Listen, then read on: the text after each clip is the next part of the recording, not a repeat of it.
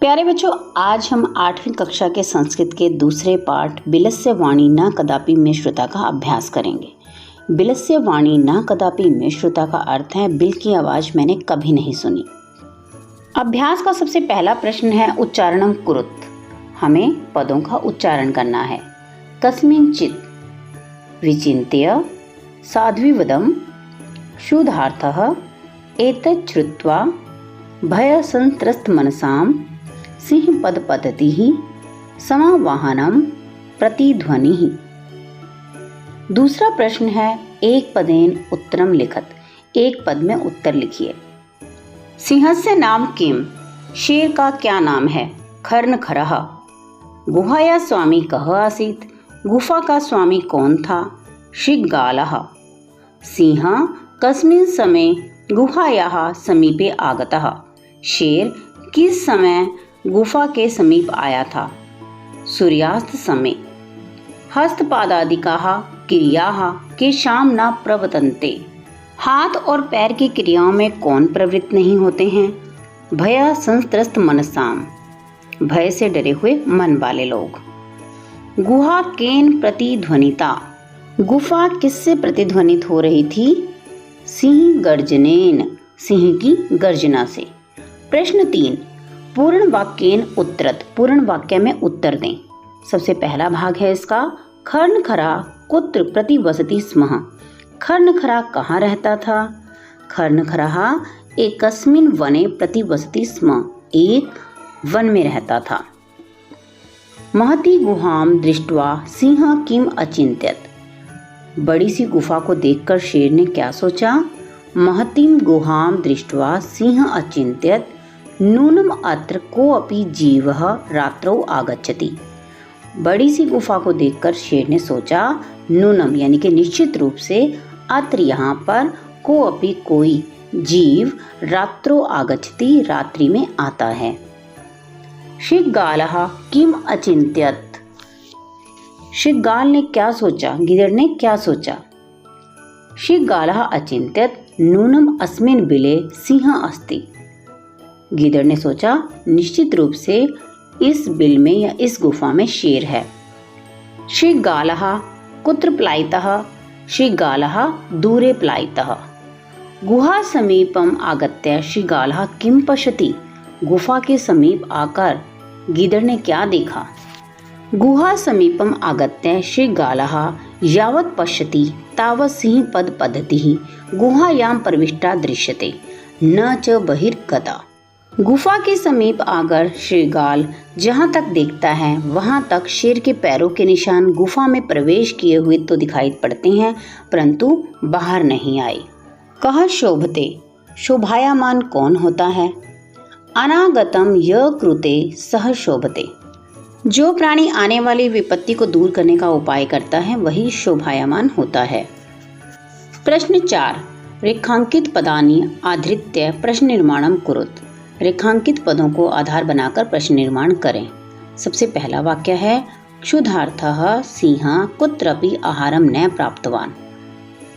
भूख से व्याकुल शेर को कहीं पर भी आहार नहीं मिला। क्षुधार्थ शब्द को रेखांकित किया गया है, इसकी जगह पर क्या आएगा? कीदृशः। कीदृशः सिंह कुत्रपि आहारम न प्राप्तवान। कैसे शेर को कहीं पर भी भोजन प्राप्त नहीं हुआ। और पीछे लगाएंगे प्रश्न चिन्ह। दधिपुच्छा नाम शृगालः गुहाया स्वामी आसीत्। दधिपुच्छ नाम का शृगाल गुफा का स्वामी था। तो दधिपुच्छ को रेखांकित किया गया है, इसके स्थान पर क्या आएगा? कह।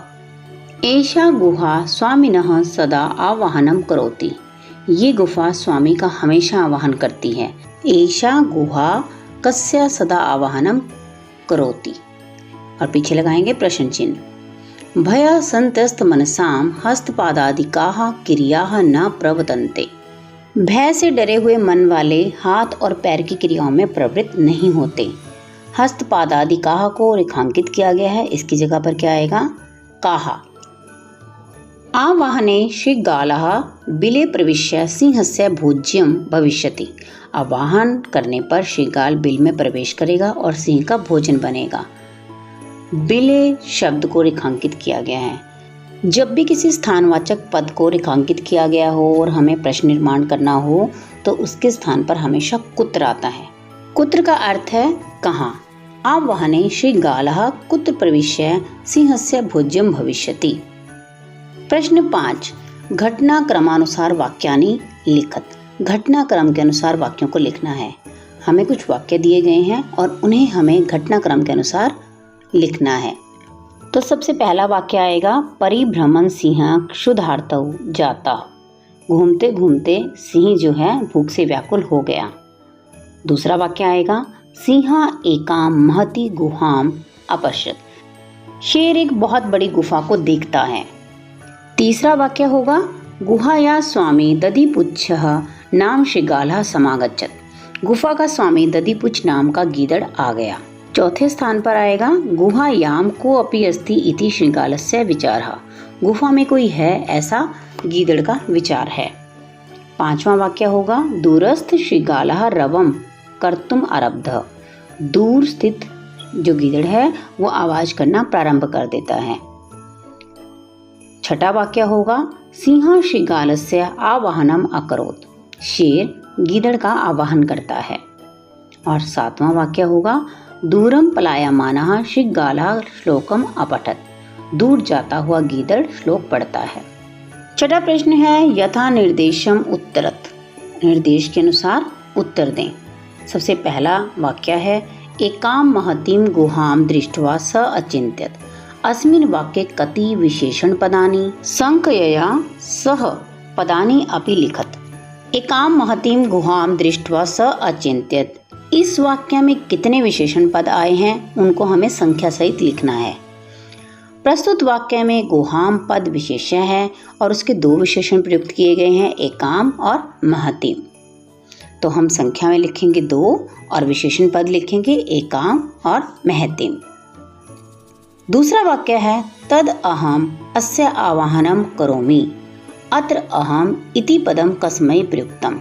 तो मैं इसका आवाहन करता हूँ। इस वाक्य में अहम पद किसके लिए प्रयुक्त हुआ है? किसके लिए प्रयुक्त हुआ है? सिंहाय, शेर के लिए। तीसरा वाक्य है, यदि त्वं माम न आह्वयसि अस्मिन् वाक्ये कर्तृपदम किम। यदि तुम मेरा आवाहन नहीं करती हो, इस वाक्य में कर्तृपद यानी कि कर्ता पद कौन सा है?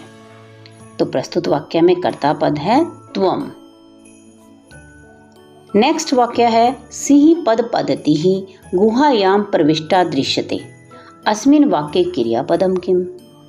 शेर के पैरों के निशान गुफा के अंदर प्रवेश करते हुए दिखते हैं। इस वाक्य में क्रियापद कौन सा है? तो क्रियापद है दृश्यते। वने अत्र संस्थस्य समागता जरा। अस्मिन् वाक्ये अव्ययपदम किम। इस वन में रहते रहते मैं बूढ़ा हो गया हूँ। इस वाक्य में अव्ययपद कौन सा है? तो यहाँ पर अव्ययपद क्या है? अत्र। प्रश्न 7, मंजुषातः अव्ययपदानि चित्वा रिक्त स्थानानि पूर्यत। मंजुषा से अव्ययपदों को चुनकर रिक्त स्थानों की पूर्ति कीजिए। और पद दिए गए हैं, कश्चन, दूरे, निश्चयी, यदा, तदा, यदि, त्रही, परम, च और सहसा। एकस्मिन् वने कश्चन व्याधः जालम विस्तार्य दूरे स्थितः। किसी वन में एक शिकारी जाल को फैलाकर दूर खड़ा हो जाता है। कर्मशः आकाशात् सपरिवारः कपोतराजः निश्चयी आगच्छतः। क्रमशः आकाश से सपरिवार कपोतराज यानी कि कबूतर नीचे आते हैं। यदा कपोतः तंडुलान अपश्यन् तदा तेषां लोभः जाता। जैसे ही कबूतर चावलों को देखते हैं उनके मन में लालच आ जाता है। परम राजा सहमतः नासीत्, परंतु राजा उनकी इस बात से सहमत नहीं था। तस्य युक्तिः आसीत्, यदि वने कोऽपि मनुष्य नास्ति तर्हि कुतः तंडुलान संभवा। उसका ये मानना था कि यदि वन में कोई मनुष्य नहीं है तो चावल कहाँ से आ सकते हैं। परम राज्ञम उपदेशम अस्वीकृत्य कपोतः तंडुलान खादितुं प्रवृत्तः जाले च निपतितः। परंतु राजा के उपदेश को अस्वीकार करके सभी कबूतर कच्चे चावलों को खाना प्रारंभ कर देते हैं और जाल में फंस जाते हैं। अतः उक्तम सहसा विधित न क्रियाम, इसीलिए कहा गया है बिना सोचे विचारे कोई कार्य नहीं करना चाहिए।